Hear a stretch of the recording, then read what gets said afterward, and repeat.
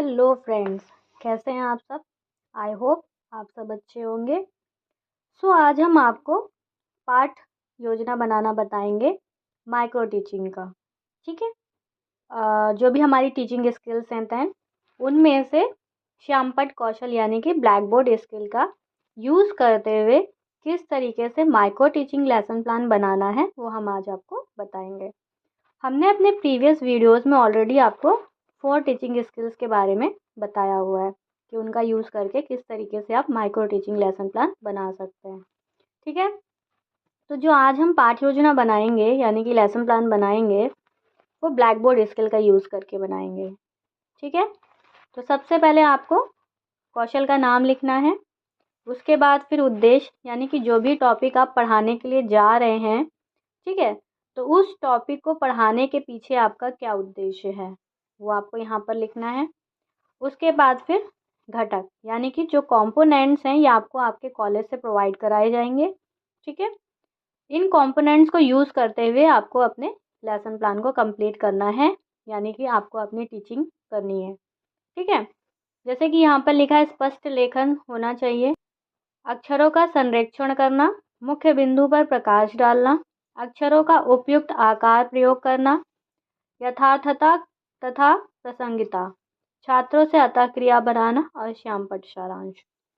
जैसे कि black board skill से ही आप समझ जा रहे होंगे कि ये टीचिंग जो है आपकी ब्लैक बोर्ड से रिलेटेड है, यानी कि आप ब्लैक बोर्ड को किस तरीके से यूज़ कर रहे हैं ये चीज़ जो है टीचर ऑब्जर्व करेगा। ठीक है। तो जब आप ब्लैक बोर्ड को पढ़ाते समय यूज़ कर रहे हैं तो आपकी एक तो राइटिंग अच्छी होनी चाहिए। ठीक है। और लेटर जो आप लिख रहे हैं ब्लैक बोर्ड पर, जो भी वर्ड्स लिख रहे हैं वो लेटर इतने बड़े होने चाहिए कि लास्ट में बैठे हुए बच्चे को भी दिखाई पड़ना चाहिए। ठीक है। उसके बाद फिर जो भी आप लेसन को पढ़ा रहे हैं, जो भी बीच बीच में मेन पॉइंट्स आ रहे हैं उन्हें आपको ब्लैक बोर्ड पर लिखना है। ठीक है। और साथ में ही आपको बच्चों के साथ एक कनेक्टिविटी बना के रखनी है कि ऐसा होता है कि हम ब्लैक बोर्ड पे जब हम लिख रहे होते हैं तो बच्चे पीछे बैठ कर के शैतानी कर रहे होते हैं। तो इस चीज़ का ध्यान रखना है यानी कि लिखते समय भी हमें बच्चों से बुलवाते रहना है ताकि बच्चे का ध्यान जो है अदर चीज़ों पे ना जाए। ठीक है। यानी कि इन कंपोनेंट्स को यूज़ करते हुए आपको अपनी टीचिंग को कंप्लीट करना है।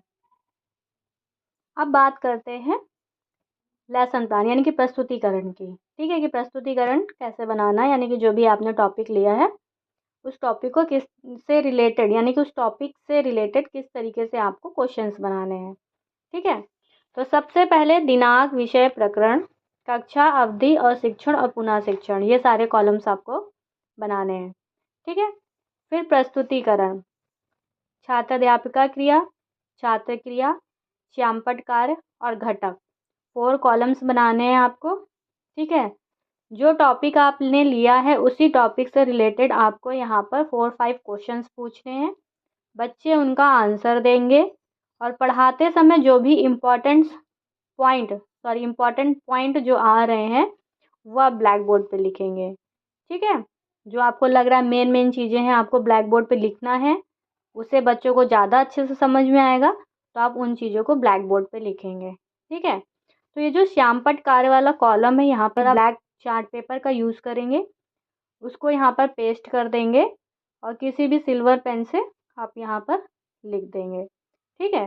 तो इस तरीके से प्रस्तुतिकरण बनेगा ब्लैक बोर्ड स्किल का। उसके बाद लास्ट पेज पे आपको व्यवहारात्मक घटक और मूल्यांकन लिखना है। ठीक है।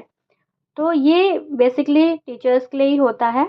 ठीक है। जो यहाँ पर हम सेंटेंस लिखेंगे वो सेंटेंस थोड़ा सा चेंज होते हैं। ठीक है। जो हमने अभी वहाँ पर घटक लिखे हैं यानी कि कंपोनेंट्स लिखे हैं वही यहाँ पर लिखे जाएंगे, बस थोड़ा सा लैंग्वेज चेंज हो जाएगा।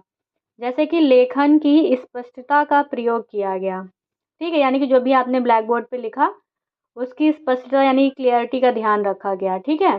और यहाँ पर आपने नंबरिंग दे दी 0 से 6 और टीचर यहाँ पर सर्कल कर देगा यानी कि आपने इसका यूज़ किया है तो वो वहाँ पर सर्कल कर देगा, यानी कि जो भी कंपोनेंट 1 है आपने उसका यूज़ किया है तो वो उस पर सर्कल कर देगा, और अगर आपने यूज़ नहीं किया है उसकी जगह पर किसी और कंपोनेंट्स को यूज़ किया है तो वो उस कंपोनेंट के सामने सर्कल कर देगा जिस भी नंबर पे है वो। ठीक है। तो इस तरीके से आपको अपना micro teaching lesson plan black board school को यूज़ करते हुए बनाना है। आई थिंक आपको समझ में आ गया होगा। Okay, if you have any queries please comment, and thank you so much watching my videos. Please like and subscribe my channel. Bye bye.